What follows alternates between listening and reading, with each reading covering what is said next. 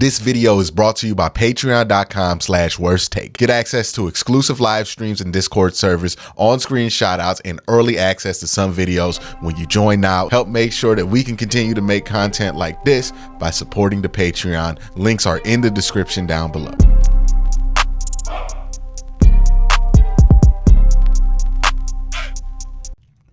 Okay, so Deshaun Watson is out for this week's game. They already announced it on a Thursday. Now, there are multiple layers that I want to hit in this conversation. There's the layer of what does this mean for Deshaun Watson long term?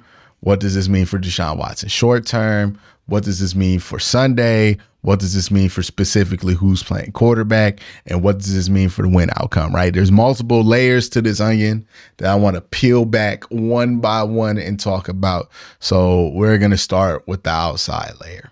So Deshaun Watson cannot go. They have made this decision on a Thursday. I have seen some people freak out about this, that they made the decision that he cannot go on a Thursday. I don't see the reason to freak out about this. And also, a lot of our complaints last week about, well, not last week, 2 weeks ago, when we threw DTR out there last minute, was about how the team handled it. And the chief complaint that I've heard from the comment section, from the replies and everything else, all the interaction I do, was why didn't we just rule them out earlier in the week? Why did we let this linger till Sunday? And that was a valid complaint. You know, they hung on too long to the hope of him being able to play, and they put too many of their eggs in that basket, and it really cost them. So to see some of those people, and even people I respect, flipping around and now freaking out because they made this determination early really makes no sense. They're learning from their mistake. Last week, they let this linger on too long and didn't have clarity on this, and it really affected the team's ability to win the game. This week, they're learning from that mistake and say, hey, he can't practice. He hasn't thrown a football yet. He's out. It's Thursday. He's out. He's not going to play Sunday. Let's make that determination. He's out. He's not going to play. We're not going to have this hanging over our heads all weekend. We're not going to have this hanging over our heads on our final practice. We're not going to have to answer questions about if he's going to have. We're just going to say it right now and let you know he's not playing on Sunday. We can prepare for him not playing on Sunday. We can elevate PJ Walker to the main roster because he's still not on the main roster. So elevate him to the main roster. Nobody can claim him off the practice squad.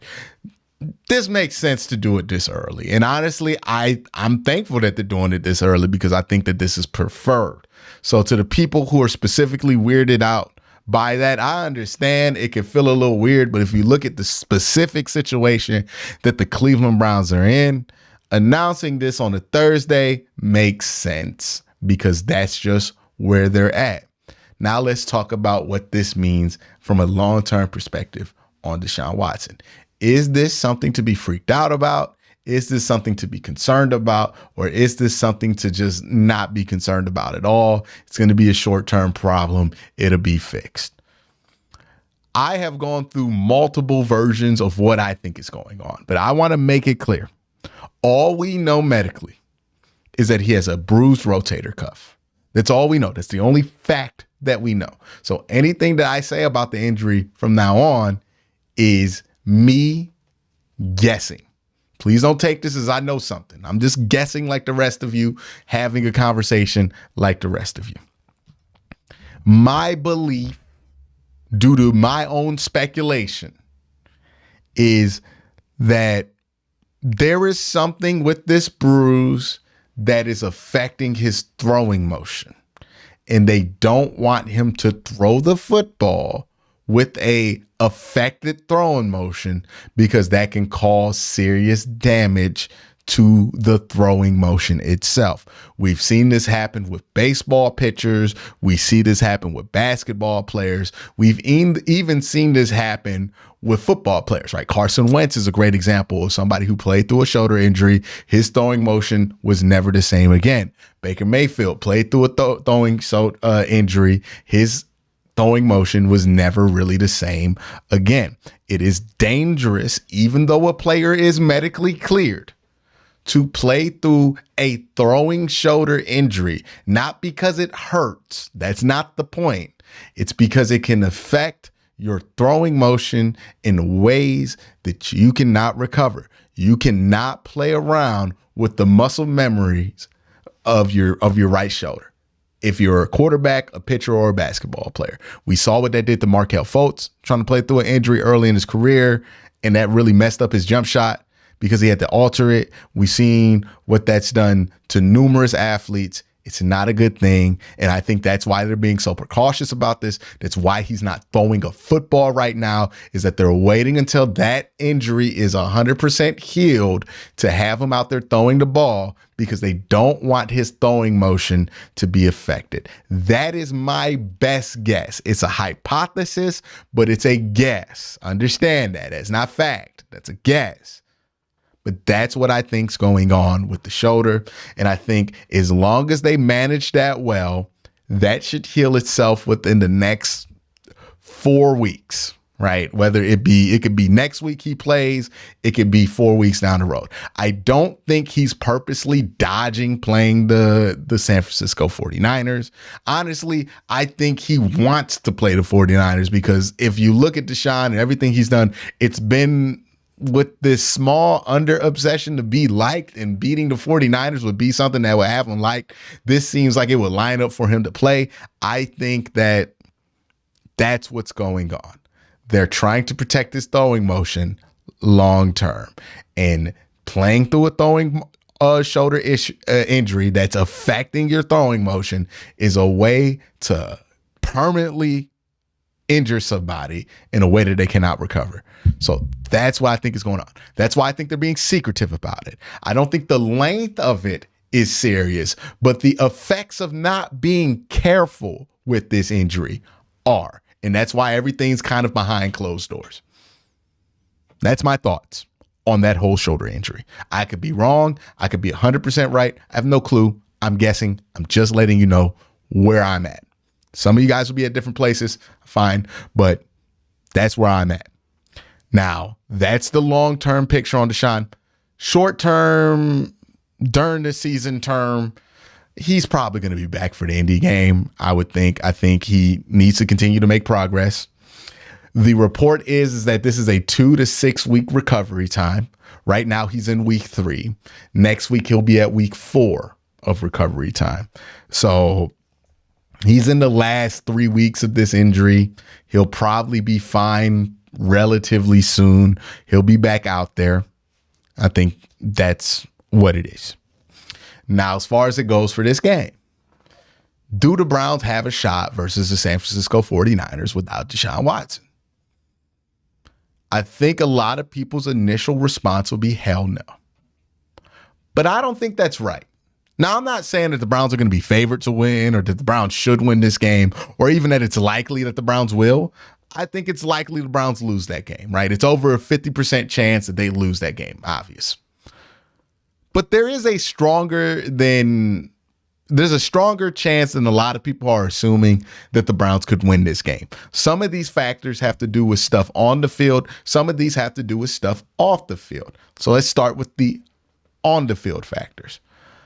I think we've forgotten, because we've been so doom and gloom about the offense and Deshaun Watson and what's going on with him, and we can't figure it out. We've really forgotten that we have one of the best defenses in recent NFL history, at least through the first 4 weeks of the season. We've really forgotten that.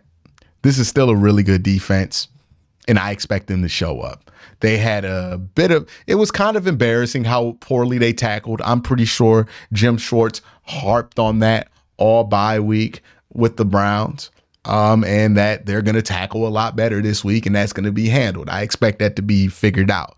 Myles Garrett is healthy. The defense is healthy. They're going to be really good. They match up well against this defense. Like, this defense is going to keep you in the ball game. I firmly believe that. And also, San Francisco has played nothing like this Cleveland Browns defense. When I talk to people over there, they say the best test that they've gotten is the Pittsburgh defense. This Browns defense is eons better than that Pittsburgh defense. I think the Cowboys defense was always overrated. That's a defense that let Josh Dobbs beat them. Like, they were always overrated. But this Browns defense, they're very good. They're going to keep this team in the ball game. And I think also on the offensive side of the ball, a lot of us are thinking, oh my God, it's going to be worse than what DTR was. But we have to remember, the Browns did not prepare DTR properly to play in that game. They thought Deshaun was going to play. It was a shock to them. Now they know it's Thursday, Deshaun not playing. We can prepare for the San Francisco 49ers. And the Browns have had a bye week to be prepared for this game. Also remember, here comes the off the field factors, right? It is a bye week for the Browns. The Browns are coming off a bye week. The 49ers are coming off of a big win versus the Dallas Cowboys. Usually after a big win, there's a little bit of a letdown. This game is also a 1 o'clock Eastern time game on the road for the 49ers. So a road team coming to the East to play a game that their body time will be at 9 o'clock in the morning. And it's sandwiched in between two primetime football games. Then there's a recipe here to suggest that there's an upset that could happen. Now, I'm not saying PJ Walker's going to walk in there and throw for 500 yards or something crazy like that. But I do think that the defense gives the Browns a chance in any game, no matter who the quarterback is. And I think that the Browns have enough around that quarterback position that if they get a competitive game, they can put enough offense together to be able to win a game where they don't have to score a bunch, like 40 points or 30 points, right? I think that's possible against anybody. And I think that's where the Cleveland Browns are. Does it suck that Deshaun's not playing? Yes. Does it suck that we don't know when the next time Deshaun's going to play? Yes. Does it suck that a play that we didn't even know was an injury at the time has turned out to cost him 2 to 3 weeks of football?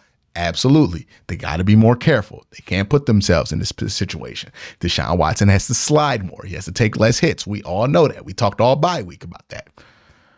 But does that mean that the Browns have no hope this week? No, they have a good enough defense to where they should have hope every week. And this is going to be a week to see, hey, can you be able to stay ahead of sticks? Can you not get a turnover? And if you play a clean game on the offensive side of the ball and you play your game on the defensive side of the ball, all it takes is a couple of things to go your way for you to win this game. So no, it's not a game where the Browns should be favored. Yes, if they lose, it should be expected. But if they win, I don't think it would be the most unexpected thing in the world in retrospect when you look back at the circumstances that led into it. So I'm not predicting an upset, but I am saying, like, going into this game thinking that the only option for the Cleveland Browns is to get dog walked, I think that's a mistake. I think this is going to be a good football game. I think the Browns are going to be really competitive, and I think this defense gives them a chance to be competitive against any team that they play against because that's how good this defense is. Let me know what you think in the comment section down below. Are you just completely bummed out, or are you at the point to where you feel like there's a chance? You know, now that we're not guessing who's going to play quarterback, now that the Browns are going to be prepared for whoever's in there at quarterback, and that the defense is going to know and everything else, and that this defense is going to have 2 weeks to prepare for the San Francisco 49ers. That matters as well, right? Do you think that these factors will add up enough for this game to remain competitive and be in the realm of winning for the Cleveland Browns? And what does it even say if the Browns are able to win this game and upset the San Francisco 49ers? Let me know your thoughts down in the comment section below. Y'all have a great day. Have an even better